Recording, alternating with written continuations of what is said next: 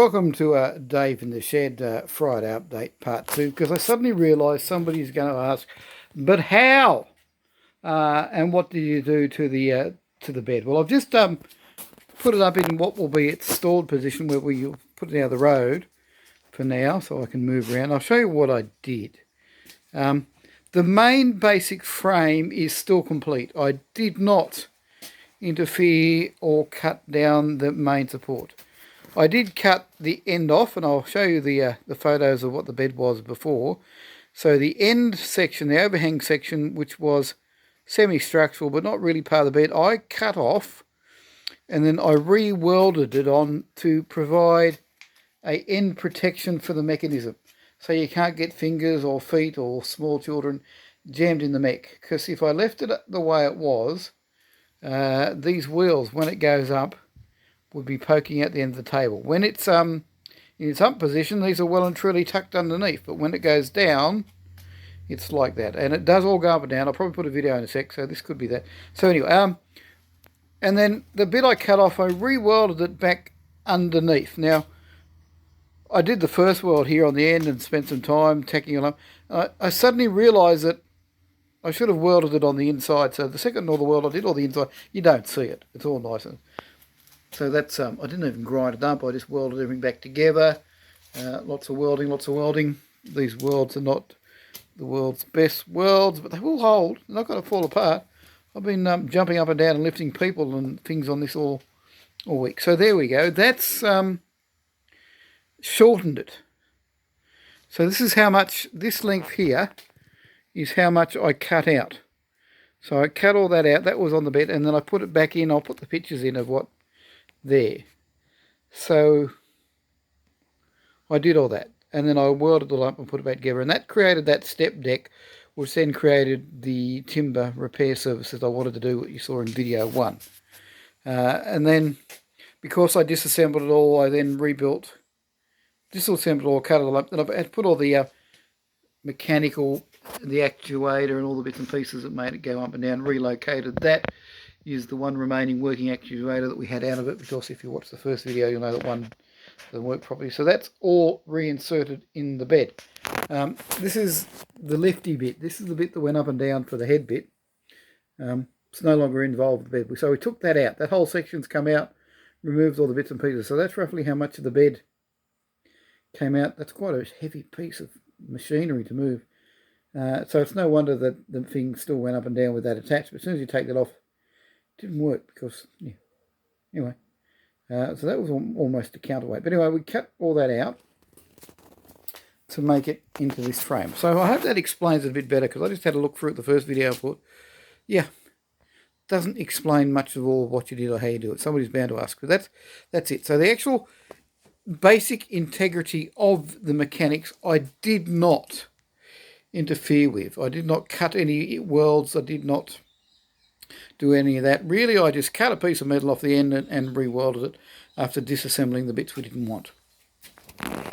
Okay, just thought I'd put that in there. Hang on, and so this is where it is stored, roughly where it's going to be out of use. I'm thinking about making up some little dollies on the side, so when it's on its side, it can be moved around. But roughly where it is now, it's out of the road, it's out of safe, and on one of my furniture moving dollies, you just drop this on the... Actually moves around quite well on one of the furniture moving skateboards.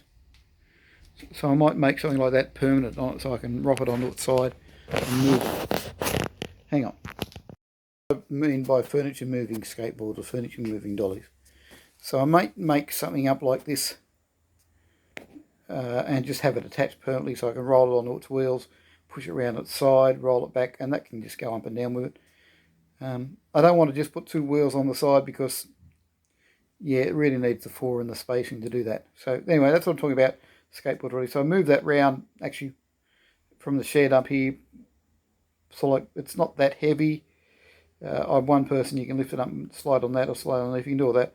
But I might actually make, yeah, something like that, a bit more permanent on it, so when it's on its side, to roll it around. And we've got space here on these legs here to actually put some wheels, and that'll also make it easy to drop on and off its side, if you get the idea. That'll just confuse people. anyway, if I do that, I'll show you that later. But I'm thinking about putting some wheels on this little bit that pokes out. Is actually on that bit attached 2 casters, so I can sit on these casters and run around, space neatly in that area. But also, so when it's on its legs going up and down, they're tucked down the road, and you won't interfere them when walking around the table. Does that make sense? Anyway, talk to you soon. This will probably shake around a bit because I'm holding the camera in the dud hand, pushing the uppy down button on the thing with the good hand. I probably should have done that way. Doesn't move anywhere fast, okay? If you're in for a great hurry, but it will lift some weight. I haven't weighed the table or worked out it. I think the table's about 50, 60 kilos. We could probably find out online how much they are. But these actuators are good for 300 kilos apparently, or a bit more. I did find a website with some information. But there it's that sound. Anyway, like I said, if you've got any questions about what I did, how I did it, and I suppose, why I did it, let me know. It's that. So hopefully that answers some questions from the first video, because even I watched the first video and I was a little bit confused, so I thought I'd add that in. So you get a bonus video this week, second video. Well, I'll get out of your hair now. Talk to you later.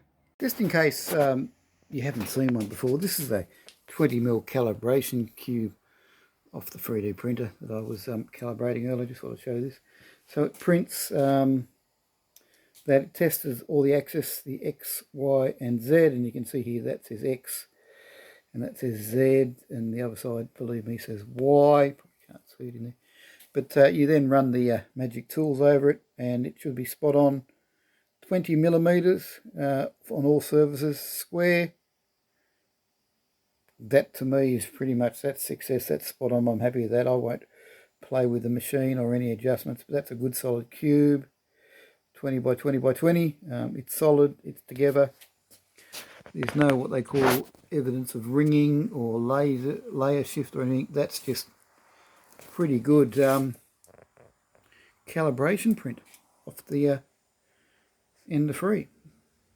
This is the hot end. I'll just quickly show what the hot ends look like if you want to know. This is the one we had to replace, and it failed. It failed because I've never seen this happen before. The insulation down here on the thermistor that does the temperatures failed, and you need that to calibrate properly to get your temperatures right. And yeah, so anyway, normally the heating element goes in it and you have to replace them, but this, it's had a hard life, this one. Anyway, that's it. Bonus video.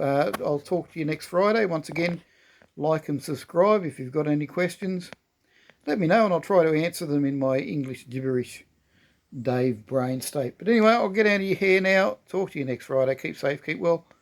Bye for now. From Dave in the Shed, Friday Update Part 2. Talk to you later.